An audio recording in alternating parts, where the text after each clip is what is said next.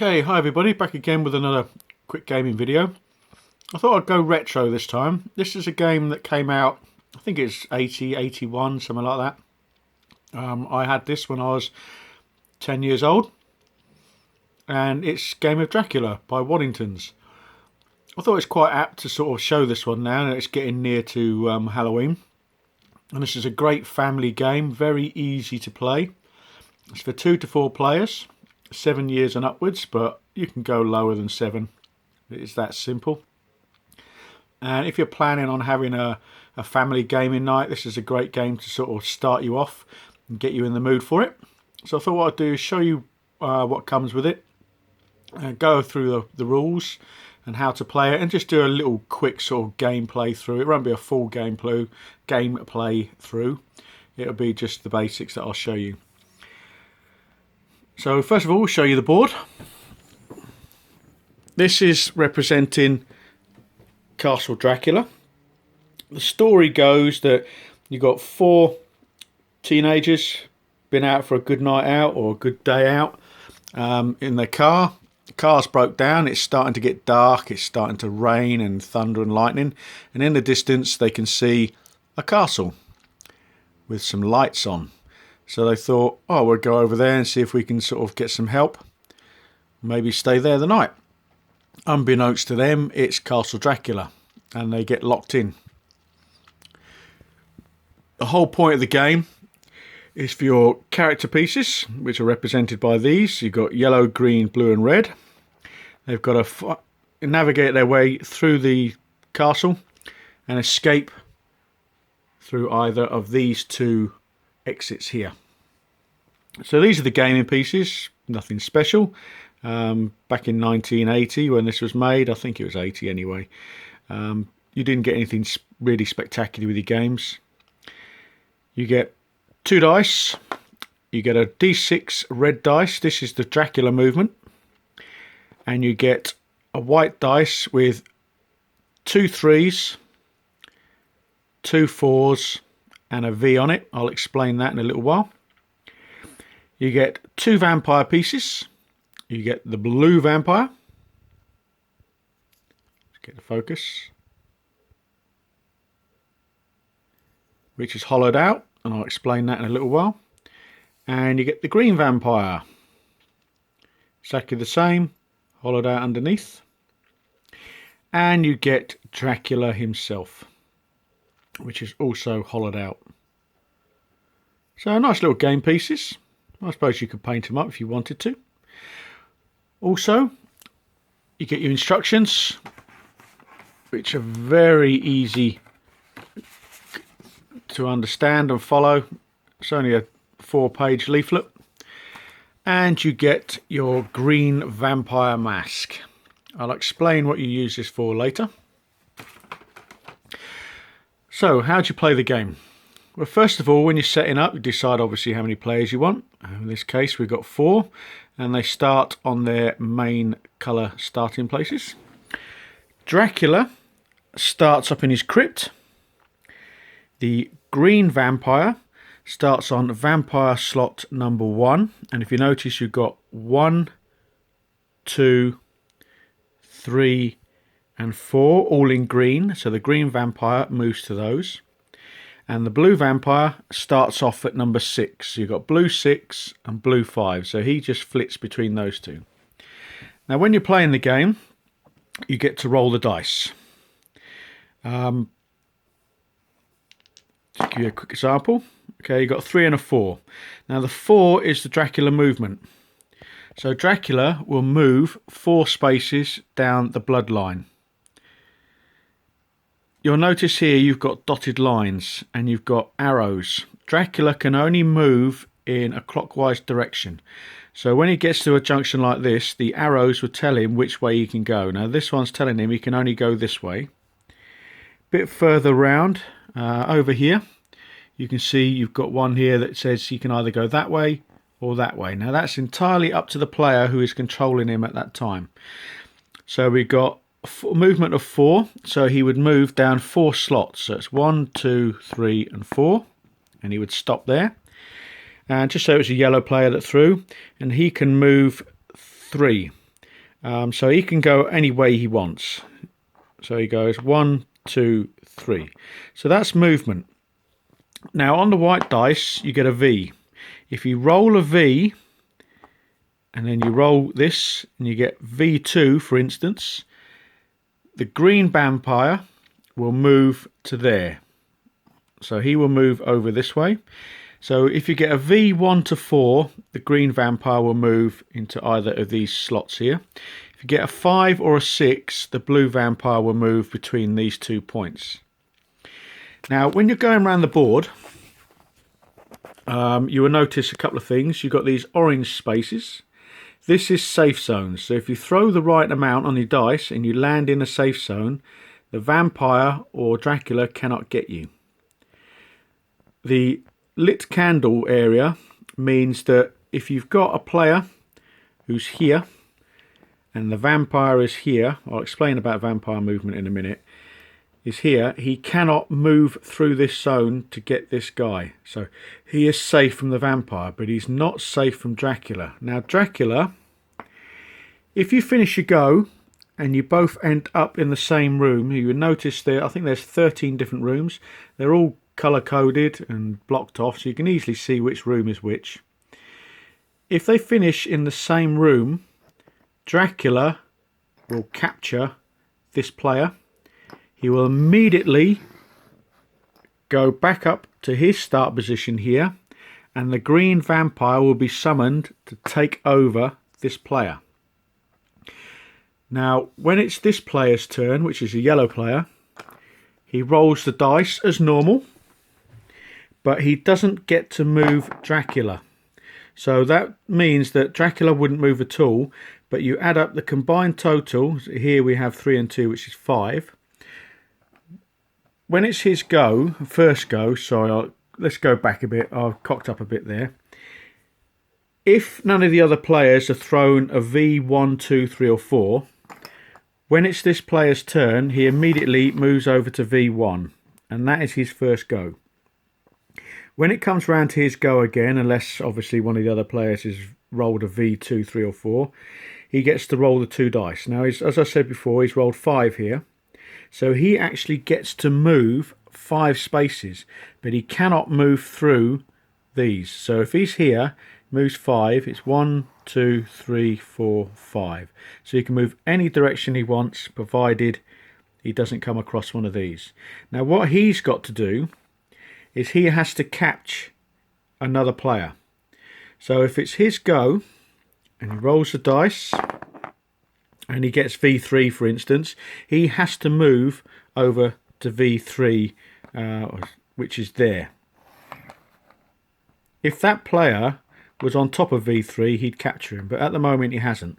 So just say he didn't roll the V3 and he rolled 8.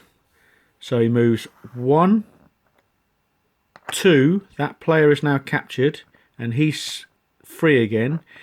You can go 3, 4, 5, 6, 7, 8. So he's in a safe zone. He runs away. This player now becomes a vampire. So when it's his turn, he gets to roll the dice again. And he's got a 6. So he has to try and catch one of the other players. 2, 3, 4, 5, 6. So he can't catch a player that's in there, in the orange. He can't catch one at the other side of this. Now when it's the green vampire's turn, just for fun, you get to wear the green vampire mask.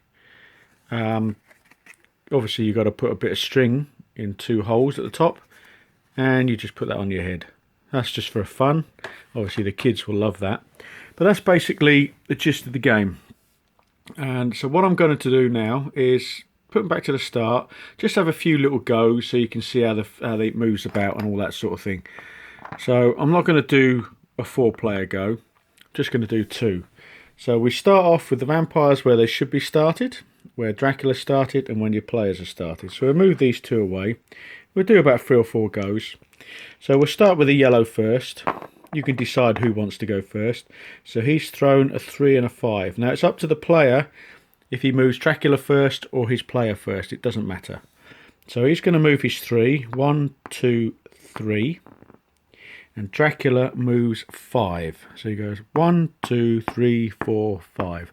Now, one thing I didn't mention previously, if you've got more than one player in a room and Dracula finishes in that room, you decide, the player who moved Dracula decides who gets taken. Obviously, you're not going to take yourself, but if you've got 3 other players in there, you can choose one of the other 2 to capture. Another thing with the blue vampire, if you're on one of these spaces, I don't think this is actually explained in the book, but this is what makes sense to me. If you're on one of these spaces and you throw a V5, he will capture that player. He will go back. That player will go in there, and then the green vampire will take over. It's up to you whether you want to do it that way. I don't think that's actually explained in the rules, but that's just something the way I play it. Anyway, that's the yellow player's go. We'll have a quick go with the green, see what he gets.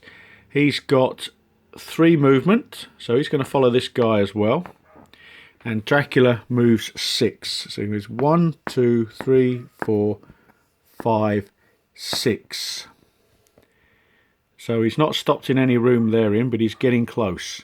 So we'll have a go with the yellow again. He's got a V1. The vampire is already on V1, so nothing happens. That's the end of the go. We now move on to green. He's got a 4 and a 6. So he can move 4. So what he's going to do is he's going to move Dracula first. 1, 2, 3, 4, 5, 6. He can now see where he needs to be. So he doesn't want to end up in this room. So he's got 4. He's going to 1, 2. He can't go in there because he's got 4 moves. So that's 2, 3, 4. Oh, is there 1, 2, 1, 2, 3, 4. That's right. So that's the end of his go. So we'll move yellow again. 4 and a 2. So we'll move Dracula first. 1, 2. Now he could come down this way next go. It's up to the next player. And he gets to move 4. So 1, 2, 3, 4. So we'll go with green again. And he's got a 3 and a 6. So we'll take Dracula right out of the way. We're going to go 1, 2, 3, 4, 5, 6.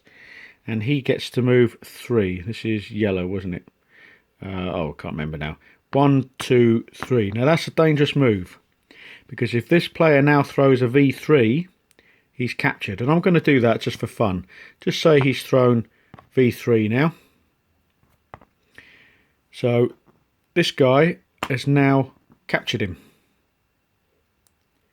Instead of Dracula catching him, the vampire's actually caught him.